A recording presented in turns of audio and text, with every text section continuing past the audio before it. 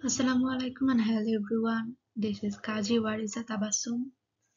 Welcome back to another video tutorial of Principles of Economics, which is on price elasticity. মানে আমরা এই ভিডিওতে elasticity নিয়ে পড়াশোনা করব and এটার সাথে রিলেটেড কিছু টার্মস নিয়ে। So let's move on to the slides.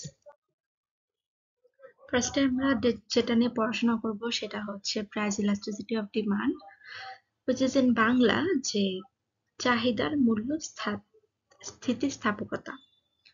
So ডিমান্ডটা মানে হচ্ছে চাহিদা and প্রাইস ইলাস্টিসিটি মানে হচ্ছে মূল্যের একটা স্থিতিস্থাপকতা। তো স্থিতিস্থাপকতা বলতে আমরা যেটা বুঝাই যে মেইনলি একটা মানদণ্ড, সেটা হতে পারে যে সেটা হতে পারে আমাদের চাহিদার উপরে অথবা সরবরাহের উপরে অথবা একজন মানুষের ইনকামের উপরে, যে কোনো কিছুর উপরে হতে পারে। সো এট ফার্স্ট হচ্ছে আমরা ডিমান্ডের উপরে দেখব যে চাহিদার উপর মূল্যের যে স্থিতিস্থাপকতা সেটা কিরকম হবে। আমরা যদি একটু পড়ি সেটা হচ্ছে price elasticity of demand is a measure of how much the quantity demanded of a good response to a change in the price of that good. Price elasticity of demand is the percentage change in quantity demanded given a percentage change in the price. The price elasticity of demand is computed as the percentage change in the quantity demanded divided by the percentage change in price. So এই দুইটা পয়েন্টে যেটা লেখা সেটার summary হচ্ছে আমাদের এটা, এই সূত্রটা, মানে প্রাইস ইলাস্টিসিটি অফ ডিমান্ডের সূত্র হচ্ছে এটা। আমরা যদি একটু ডেফিনেশনটার দিকে খেয়াল করি সেটা হচ্ছে আমাদের price elasticity of demand is a measure of how much the quantity demanded of a good responds to a change in the price of that good. তো চাহিদার মূল্য স্থিতিস্থাপকতা হচ্ছে মেইনলি এমন একটা মানদণ্ড অথবা এমন একটা অর্থনৈতিক ধারণা যেটা মেইনলি চাহিদার পরিমাণের পরিবর্তনের সাথে, এই যে measure of how much the quantity demanded of a good, মানে চাহিদার পরিমাণের পরিবর্তনের সাথে সেই পণ্যের মূল্যের পরিবর্তনের একটা সম্পর্ক স্থাপন করবে। The quantity demanded of a good responds to a change in the price of that good. তো কি বললাম যে চাহিদার মূল্য স্থিতিস্থাপকতা হচ্ছে এমন একটা অর্থনৈতিক ধারণা যেটা চাহিদার পরিমাণের পরিবর্তনের সঙ্গে সেই পণ্যের মূল্যের পরিবর্তনের একটা সম্পর্ক দেখাবে, যেটা মেইনলি আমাদের সূত্রতেও লেখা যে percentage change in quantity demanded, যে চাহিদার পরিমাণের পরিবর্তন divided by percentage change in price, ওই পণ্যের মূল্যের পরিবর্তন। হ্যাঁ, এই দুইটার যে সম্পর্কটা সেটা হচ্ছে প্রাইস ইলাস্টিসিটি অফ ডিমান্ড, এটা হচ্ছে প্রাইস ইলাস্টিসিটি অফ ডিমান্ডের সূত্র। তো এই সূত্রটা অ্যাপ্লাই করার জন্য আমরা একটা ফর্মুলা ইউজ করব, সেটাকে আমরা বলতেছি mid point formula, a better way to calculate percentage changes and elasticities. তো মিড পয়েন্ট ফর্মুলাটা কি? মিড পয়েন্ট ফর্মুলাটা হচ্ছে এরকম যে Q2 minus Q1 divided by Q2 plus Q1 by 2 divided by P2 minus P1 by P2 plus P1 by 2. So হয়তো দেখতে একটু কমপ্লিকেটেড লাগতেছে, বাট আসলে এতটাও কমপ্লিকেটেড না। স্লাইডের জন্য এভাবে কমপ্লিকেটেড ফর্মে লেখা আছে, বাট আসলে এরকমটা না। যদি হচ্ছে একটু সিম্পলিফাই ফর্মে লিখি, কোথায় লিখবো, এখানে যদি একটু লিখি যে Q2 minus Q1 divided by Q2 plus Q1 divided by 2, and এখানে হচ্ছে P2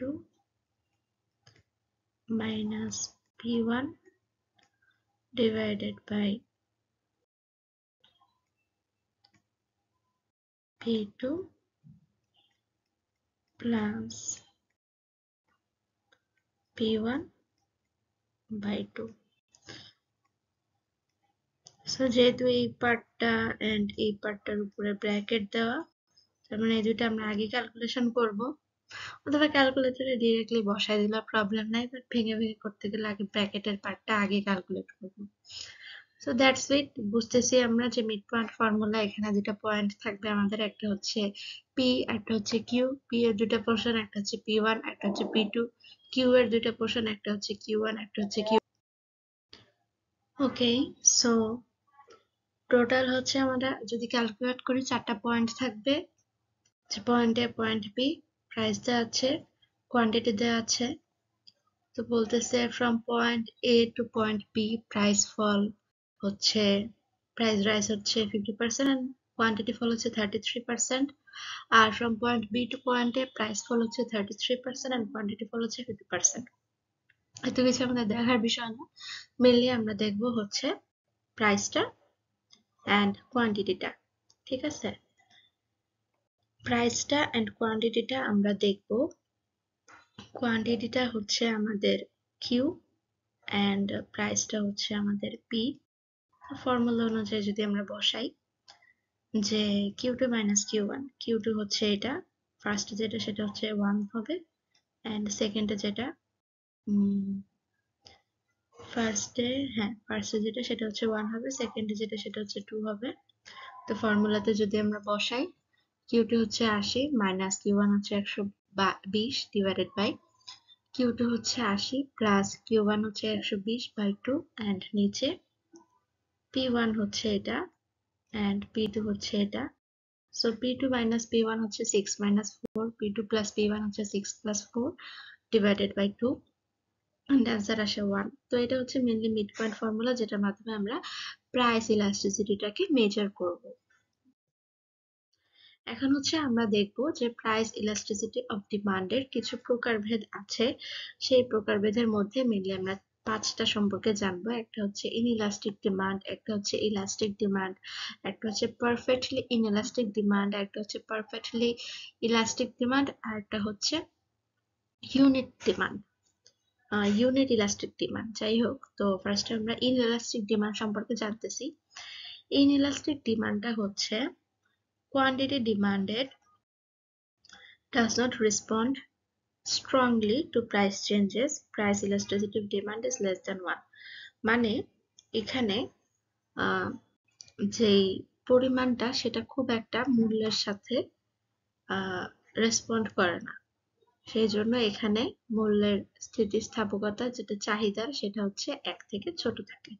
যদি কার্ভটার দিকে আমরা খেয়াল করি, কার্ভটা হচ্ছে এরকম একটু খাড়া ভাবে বাঁকা যাবে, এবং একটা ইম্পর্টেন্ট জিনিস হচ্ছে এখানে price elasticity of demand is less than 1, যে এখানে লেখা আছে price elasticity of demand is less than 1।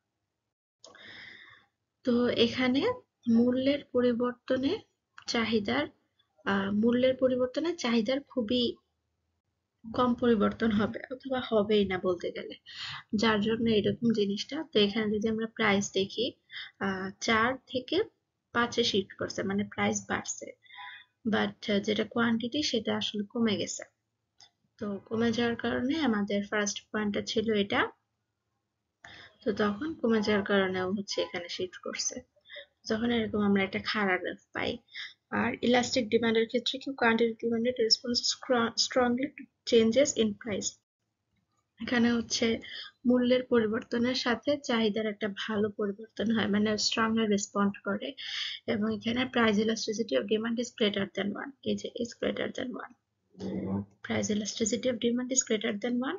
এবং এখানে যে প্রাইস কিন্তু সেম ভাবে এইটার মতোই বাড়ছে, $4 থেকে কিন্তু $5 হয়েছে, বাট দেখা গেছে কি কোয়ান্টিটিটা অনেক কমে গেছে, যার কারণে এখানে আমরা গ্রাফটা এরকম একটু মানে বেশি নুয়ে গেছে, এরকম একটা কার্ভ পাই। তো ভ্যারাইটি অফ ডিমান্ড কার্ভস গুলা খুবই ইম্পর্টেন্ট, এক্সামে আসে অবভিয়াসলি, এন্ড দেখা যায় অনেক সময় 5টা এক্সপ্লেন করতে বলে উইথ গ্রাফ, তখন আমাদের এই যে যেভাবে লেখা আছে সেভাবে দুইটা লাইন করে প্রত্যেকটা ব্যাখ্যা এবং সাথে আমাদের গ্রাফটা ড্র করতে হবে। So this slides are very very important for mid term. Then হচ্ছে আমরা যেটা সম্পর্কে জানবো সেটা হচ্ছে পারফেক্টলি ইনএলাস্টিক ডিমান্ড। তো পারফেক্টলি ইনএলাস্টিক ডিমান্ড মেইনলি যেটা হয় সেটা হচ্ছে এমন একটা পরিমাণ যেখানে পণ্যের কোনো ধরনের পরিবর্তন হোক না কেন চাহিদার পরিমাণ অপরিবর্তিতই থাকবে। মানে পণ্যর যে মূল্য সেটা বাড়ুক অথবা কমুক যেটাই হোক না কেন কোয়ান্টিটি সেম থাকবে। এই যে দেখো মানে প্রাইস বাড়ছে বাট কোয়ান্টিটি ওইটাই আছে, যার কারণে আমরা ওয়াই অ্যাক্সিস এর সমান্তরাল একটা রেখা পাই এবং এখানে ই এর মান হচ্ছে 0। এটা কোনটা? Perfectly inelastic ডিমান্ডে। And perfectly elastic ডিমান্ডে কি হয়? Quantity demanded changes infinitely with any change in price. এখানে যেটা হয় সেটা হচ্ছে মূল্যের পরিবর্তন যদি অল্প একটুও হয়, মানে একদম কমও যদি হয়, তারপরেও চাহিদার পরিমাণ খুবই অসীম ভাবে পরিবর্তন হবে। যেমন যে এটা এখানে হচ্ছে আমাদের প্রাইস এটা আছে সেম বাট এটা হচ্ছে চলতেই আছে, মানে ডিমান্ডের পরিবর্তনটা ইজ গোয়িং অন, যার জন্য আমরা ওয়াই অ্যাক্সিস এর সমান এক্স অ্যাক্সিস এর সমান্তরাল একটা রেখা পাই, কারণ এক্স মানে কোয়ান্টিটিটা কি এইদিকে এন্ড প্রাইসটা ছিল এইদিকে। যেহেতু আমরা বলতেছি যে চাহিদার অসীম ভাবে পরিবর্তন হয় সেজন্য চাহিদাটা চলতেই থাকবে, সেজন্য এখানে ইজ ইকুয়াল টু অসীম। আর যদি আমরা ইউনিক ইলাস্টিক ডিমান্ডের ক্ষেত্রে আমরা যাই সেটা হচ্ছে quantity demanded changes by the same percentages as the price। ঠিক আছে, তো এখানে মেইনলি কি হয়? এখানে হয় হচ্ছে আমাদের মূল্যের পরিবর্তন এবং চাহিদা দুইটা একদম সমানভাবে পরিবর্তন হয়। এই যে এখানে $4 থেকে $5 হইলো এবং এখানে 100 থেকে 80 হইলো, তো এটা একদম সমানভাবে হয়, মানে একের সমান হয় একদম, মানে যতটুকু কোয়ান্টিটি ততটুকুই হচ্ছে আমাদের প্রাইস। এন্ড এটা হচ্ছে একদম একক, মানে একক স্থিতিস্থাপক চাহিদা বলা হয়, এই জন্য এটার নাম হচ্ছে ইউনিক ইলাস্টিক ডিমান্ড। ওকে, সো এগুলো খুবই ইম্পর্টেন্ট এন্ড হচ্ছে একটার সাথে একটা প্যাচ লেগে যেতে পারে। পারফেক্টলি ইনইলাস্টিকটা হচ্ছে একদম 0, পারফেক্টলি ইলাস্টিকটা হচ্ছে ইনফিনিটি এন্ড ইউনিটটা হচ্ছে একদম 1। আর এর আগে যেগুলো বললাম যে ইলাস্টিক এন্ড ইনইলাস্টিক, ইলাস্টিকটা ছিল একের থেকে বড় এন্ড ইনইলাস্টিকটা ছিল একের থেকে ছোট। That's it. এগুলো মনে রাখলে আশা করি পয়েন্টগুলো এন্ড গ্রাফগুলো তোমরা ভালোভাবে লিখতে পারবে। তো এখন হচ্ছে আমরা যেটা সম্পর্কে বলবো সেটা হচ্ছে total revenue and the price elasticity of demand. Total revenue বলতে আমরা মেইনলি বোঝাচ্ছি রাজস্ব, অর্থাৎ মোট রাজস্ব এবং চাহিদার যে স্থিতিস্থাপকতা সেটার মধ্যে আমরা পড়বো। তো দেখো total revenue is the amount paid by buyers and received by sellers of a good.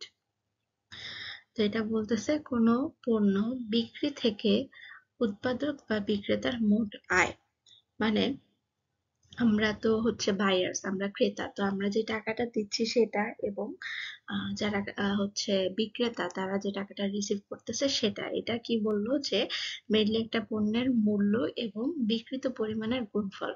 এই যে computed as the price of the good, এই যে computed as the price of the good, price of the good times the quantity sold। তো এই যে এটা হচ্ছে মূল্য, পি দিয়ে বোঝাচ্ছে মূল্য, প্রাইস প্রাইস এন্ড কিউ দিয়ে বোঝাচ্ছে কোয়ান্টিটি। এটাই হচ্ছে মেইনলি আমাদের টোটাল রেভিনিউ। তো এইখানে হচ্ছে যদি আমরা টোটাল রেভিনিউ ক্যালকুলেট করি, প্রাইস হচ্ছে 40 এন্ড কোয়ান্টিটি হচ্ছে 100, দুটাকে ক্যালকুলেট করলে 400 আসে। এটাই হচ্ছে আমাদের এখানকার রেভিনিউ, টোটাল রেভিনিউ। তো আমরা হচ্ছে দুইটা ক্ষেত্রে জানবো, একটা হচ্ছে ইনইলাস্টিক ডিমান্ড, একটা হচ্ছে ইলাস্টিক ডিমান্ডের ক্ষেত্রে। ইনইলাস্টিক ডিমান্ডে আমরা জানি যে ইলাস্টিসিটি একের থেকে কম হয়, মানে মূল্যের পরিবর্তন চাহিদার উপর তেমন একটা প্রভাব ফেলে না। তো এই ক্ষেত্রে যদি প্রাইস বাড়ে তাহলে রেভিনিউ বাড়বে, প্রাইস কমলে রেভিনিউ কমবে।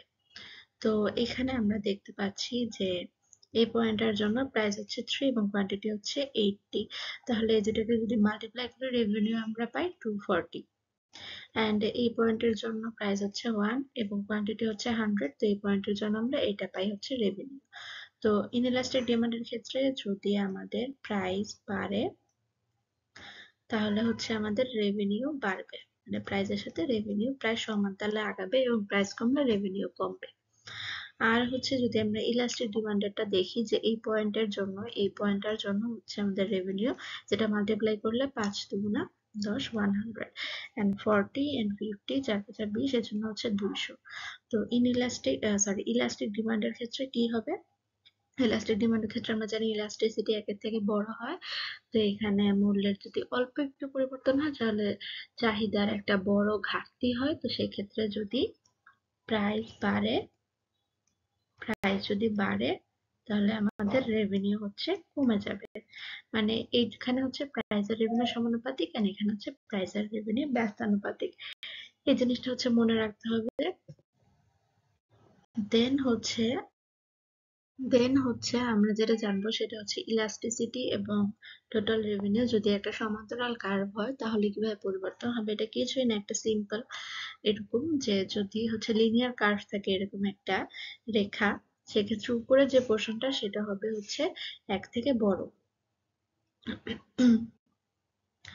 ইলাস্টিসিটি হচ্ছে বড় হবে কিসের থেকে? এক থেকে বড় হবে। আর নিচের যে পোর্শনটা থাকবে সেখানে ইলাস্টিসিটি ছোট হবে। একের থেকে, দ্যাটস ইট। এটা হচ্ছে লিনিয়ার যখন থাকবে। আর যখন ইলাস্টিক অথবা ইনইলাস্টিক থাকবে তখন কিরকম হবে সেটা আমরা প্রিভিয়াস স্লাইডে দেখে আসছি। তো এখন হচ্ছে আমরা আরো কিছু ইলাস্টিসিটি সম্পর্কে জানবো। ফার্স্টে জানবো আমরা ইনকাম ইলাস্টিসিটি অফ ডিমান্ড সম্পর্কে। তো এটা হচ্ছে মেইনলি আয়ের স্থিতিস্থাপকতা। Income elasticity of demand measures how much the quantity demanded of a good response to a change in consumers price. তো এটা হচ্ছে মেইনলি এমন একটা ধারণা যেটা দেখাবে কোনো একটা পণ্যের চাহিদার পরিমাণ। তো চাহিদার পরিমাণটা একজন ব্যক্তির আয়ের পরিবর্তনের সাথে কিভাবে সম্পর্কিত। আমরা যদি সূত্রটা খেয়াল করি, income elasticity of demand is equal to percentage change in quantity demanded divided by percentage change in income. তো এখানে হচ্ছে আমরা দুই ধরনের পণ্যের কথা এখানে বলা হয়েছে, তবে আরো কিছু পণ্য আছে। যেহেতু আমাদের দুই ধরনের পণ্যের কথা বলা আছে, আমরা দুই ধরনের পণ্য নিয়ে পড়াশোনা করবো। একটা হচ্ছে নর্মাল গুড, একটা হচ্ছে ইনফেরিয়র গুড।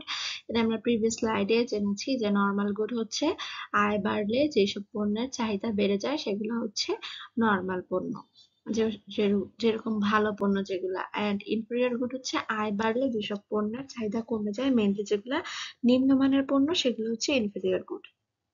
তো দেখো কি বলছে, higher income raises the quantity demanded for normal goods but lowers the quantity demanded for inferior goods। যখন ইনকাম বেড়ে যাবে তখন একটা মানুষ অবশ্যই নিম্নমানের চিপার পণ্য কিনতে চাবে না, সেজন্য ইনফেরিয়র গুডের যে কোয়ান্টিটি ডিমান্ডেড অথবা চাহিদা সেটা কমে যাবে। কখন? যখন হায়ার ইনকাম হবে এবং নর্মাল গুডের যে চাহিদা সেটা বেড়ে যাবে। Good consumers regard as necessities tend to be income elastic. তো যারা আমরা ভোক্তা আছি তারা হচ্ছে যে যেগুলা নিত্যদিনের প্রয়োজনীয় জিনিস আমাদের, সেগুলাকে আমরা ইনকাম ইনইলাস্টিক হিসেবে বিবেচনা করি। যেমন হচ্ছে এগুলোর মধ্যে আছে food, fuel, clothing, utilities and medical service. And যেগুলো লাক্সারি আসছে সেগুলোকে আমরা ইনকাম ইলাস্টিক হিসেবে বিবেচনা করি। যেমন হচ্ছে sports car, purse, expensive foods. হ্যাঁ, তো মেইনলি লাক্সারি যে গুডস গুলো সেগুলো হচ্ছে যদি আমাদের আয় বাড়ে তাহলে এগুলা চাহিদা বাড়বে, সেজন্য হ্যাঁ এগুলা হচ্ছে একটু লাক্সারি গুড, অথবা এগুলাকে আমরা বলতে পারি ইনকাম ইলাস্টিক। আর আরেকটা যেটা বললাম সেটা হচ্ছে নেসেসিটিস অথবা অত্যাবশ্যক জিনিস। তো এখানে কি আয় বাড়লে চাহিদা কিছুটা বাড়ে, তবে খুব একটা বেশি বাড়ে না, কারণ যেগুলা নেসেসিটিস মানে এগুলা মানে একদম মানে খুবই বেসিক, খুবই দরকার। এখন এটার সাথে আয়ের মানে কিছুটা একটু মানে আপ ডাউন করে এরকম। এটা আসলে পার্সন টু পার্সন ভ্যারি করে যে আসলে নিত্যদিনের প্রয়োজনীয় জিনিস কি। সেটা তো আমার ইনকাম যদি কম থাকে তারপরেও আমাকে অ্যাটলিস্ট ভাত, ডিম আর ডাল দিয়ে বাঁচতে হবে, সেটা হচ্ছে আমার একদম বেসিক অথবা নেসেসিটি। তো এটা আসলে পার্সন টু পার্সন ভ্যারি করে। কেউ আবার মনে করে যে না থাক, আমার যেহেতু আয় কম আমি খাবো না। আবার কেউ হয়তো মনে করে যে আমার আয় বাড়ছে ঠিক আছে, অসুবিধা নাই, তবে যেগুলো আমার বেসিক ওইগুলাকে আমি ওই পরিমাণেই কিনবো। তো সেজন্য নেসেসিটিটা একটু পার্সন টু পার্সন মানে রেফার করে। So that was all about it. তো আমরা এখানে 4 ধরনের জিনিস সম্পর্কে জানলাম। একটা হচ্ছে নর্মাল গুড, ইনফেরিয়র গুড, আর একটা হচ্ছে আমাদের নেসেসিটি, আর একটা হচ্ছে লাক্সারি। তো এগুলো সবগুলো আসবে আমাদের ইনকাম ইলাস্টিসিটি অফ ডিমান্ডে, যেটা হচ্ছে আয়ের স্থিতিস্থাপকতা। দেন হচ্ছে আমরা আরেকটা ইলাস্টিসিটি অফ ডিমান্ড সম্পর্কে পড়বো, সেটা হচ্ছে cross price elasticity of demand. এটা হচ্ছে আন্তঃমূল্য স্থিতিস্থাপকতা। এখানে হচ্ছে it measures how much the quantity demanded of a good response to a change in the price of another good. It is computed as the percentage change in quantity demanded divided by the percentage change in the price of second good. তো এখানে mainly কি বলেছে, এটা হচ্ছে এমন একটা পরিমাপ যেটা দেখাবে একটা পণ্যের মূল্যের পরিবর্তন কিভাবে অন্যের একটা পণ্যের চাহিদার উপরে ডিপেন্ড করবে। সেটাই বলেছে সূত্র, যে percentage change in quantity demanded, একটা মূল্যের চাহিদার পরিবর্তন percentage change in the price of good to অন্য একটা পণ্যের মূল্যের উপরে কিভাবে ডিপেন্ড করবে। তো দেন হচ্ছে আমরা যেটা সম্পর্কে জানবো সেটা হচ্ছে price elasticity of supply. Price elasticity of সাপ্লাইটা হচ্ছে আমাদের সরবরাহের মূল্য স্থিতিস্থাপকতা। So it is a measure of how much the quantity supplied of a good response to a change in the price of that good. Supply is more elastic in the long run. এটা হচ্ছে একটা important কথা, যে সাপ্লাইটা একটু বেশি elastic in the long রানে। তো এটা যদি আমি একটু বাংলায় বলি, যে সরবরাহের মূল্য স্থিতিস্থাপকতা হচ্ছে এমন একটা পরিমাপ যেটা দেখাবে একটা পণ্যের মূল্য পরিবর্তনের ফলে, যে মূল্য পরিবর্তনের ফলে সেই পণ্যের সরবরাহের পরিমাণ কিভাবে পরিবর্তন হবে। সেম জিনিস, ডিমান্ডের সূত্রটাই, জাস্ট এখানে কোয়ান্টিটি ডিমান্ডেড এর জায়গায় কোয়ান্টিটি সাপ্লাই লেখা, আর কোনো কিছুই না। যদি একটা এক্সাম্পলটা আমরা দেখি, যে এখানে হচ্ছে আমরা মিড পয়েন্ট ফর্মুলা দিয়ে অ্যাপ্লাই করতে পারি, যে এখানে আমাদের একটা পার্সেন্টেজ চেঞ্জ ইন কোয়ান্টিটি সাপ্লাইডটা হচ্ছে আমাদের 20%, তো আমরা এটাকে উপরে বসাবো, and percentage change in price হচ্ছে আমাদের 10%, এটাকে নিচে বসাবো। তো তখন আমরা প্রাইস ইলাস্টিসিটি অফ সাপ্লাই পাবো 2.0, অর্থাৎ 2% পাবো। তো এটারও কিছু প্রকারভেদ আমরা দেখবো। Perfectly inelastic supply, perfectly inelastic supply a আমরা দেখবো সেটা হচ্ছে সম্পূর্ণ স্থিতিস্থাপক সরবরাহ। এখানে হচ্ছে সম্পূর্ণ অস্থিতিস্থাপক সরবরাহ, যেহেতু ইনইলাস্টিক বলা। তো এখানে হচ্ছে 0 হবে ইলাস্টিসিটি, এবং এইখানে মূল্য পরিবর্তন হলেও সরবরাহটা অপরিবর্তিত থাকবে। এই যে দেখো, মূল্যটা কিন্তু বাড়ছে বাট সরবরাহ কিন্তু সেম আছে, সেজন্য এটা ওয়াই অ্যাক্সিস এর সমান্তরাল একটা রেখা, এজন্য এখানে ইলাস্টিসিটিটা 0। আর যদি আমরা পারফেক্টলি ইলাস্টিক সাপ্লাইয়ের কথা বলি, অর্থাৎ সম্পূর্ণ স্থিতিস্থাপক সরবরাহ কথা বলি, সেখানে আমাদের মূল্য পরিবর্তন হলেও সরবরাহটা অসীমভাবে বাড়বে, যে সরবরাহটা কিন্তু এক্স অ্যাক্সিস এর দিকে অসীমভাবে বাড়তেছে, তো সেই জন্য এখানে ইলাস্টিসিটিটা হবে অসীম। হ্যাঁ, তা আমরা একটার সাথে আরেকটা একটু কম্পেয়ার করে পড়বো, যে পারফেক্টলি ইনইলাস্টিক সাপ্লাইতে কি হয় আর পারফেক্টলি ইনইলাস্টিক ডিমান্ডে কি হয়, দেন পারফেক্টলি ইলাস্টিক ডিমান্ডে কি হয়, পারফেক্টলি ইনইলাস্টিক সাপ্লাইতে কি হয়। তো এভাবে হচ্ছে আমরা যখন সাথে একটা কম্পেয়ার করে পড়বো তখন আমাদের মনে থাকবে। তো আরো 3টা বাকি আছে, এটা হচ্ছে elastic supply, unit elastic supply, একটা হচ্ছে ইনইলাস্টিক সাপ্লাই। তো ইলাস্টিক সাপ্লাইতে যেটা হবে আমাদের, যে মূল্যের পরিবর্তন সামান্য হলেও সরবরাহে একটা বড় পরিবর্তন হবে। এই যে মূল্য পরিবর্তন কিন্তু $1, বাট সরবরাহ কিন্তু অনেক বেড়ে গেছে। যে হ্যাঁ, আর আরেকটা জিনিস হচ্ছে সরবরাহ মানে যখন আমরা প্রাইস ইলাস্টিসিটি অফ সাপ্লাই নিয়ে কথা বলবো তখন কোয়ান্টিটি বাড়বে, আর ডিমান্ডের ক্ষেত্রে কোয়ান্টিটি কমবে, এটা হচ্ছে মনে রাখবা গ্রাফের ক্ষেত্রে। তো ডিমান্ডের ক্ষেত্রে কিন্তু কমে কমে এইদিকে যাচ্ছিল, অ্যান্ড সাপ্লাইয়ের ক্ষেত্রে বেড়ে বেড়ে ডান দিকে যাবে, কারণ আমরা জানি ওয়াই অ্যাক্সিস এর ডান দিকে হচ্ছে বাড়ে, লেফট দিকে হচ্ছে কমে। তো এখানে যেটা বলতেছিলাম, যে স্থিতিস্থাপক সরবরাহে মূল্য অল্প একটু পরিবর্তন হলেও সরবরাহে অনেক বড় পরিবর্তন হয়ে যায়, এবং এখানে হচ্ছে এরকম একটা গ্রাফ আমরা পাই। তো এখানে আমরা ইলাস্ট্রিসিটিটা পাই কি 1-এর থেকে বড়। দেন হচ্ছে ইনইলাস্টিক সাপ্লাই, এই দুটার সাথে কম্পেয়ার করলে ভালো হবে, দ্যাটস ওয়াই এই দুটো আগে দেখাচ্ছি। তো এখানে হচ্ছে ইনইলাস্টিক সাপ্লাই বা অস্থিতিস্থাপক সরবরাহে কি হবে, মূল্যের বড় পরিবর্তন হলেও সরবরাহের পরিবর্তন কম হয়। এই যে সরবরাহের পরিবর্তনটা এখানে কম হয়, সেজন্য এটা একটা খাড়া গ্রাফ হয়। এবং এখানে ইলাস্টিসিটিটা কি হয়, ইলাস্টিসিটিটা এখানে আচ্ছা, এখানে হচ্ছে স্লাইডে একটু ভুল দেয়, এখানে 0 হবে না, এখানে 1 হবে।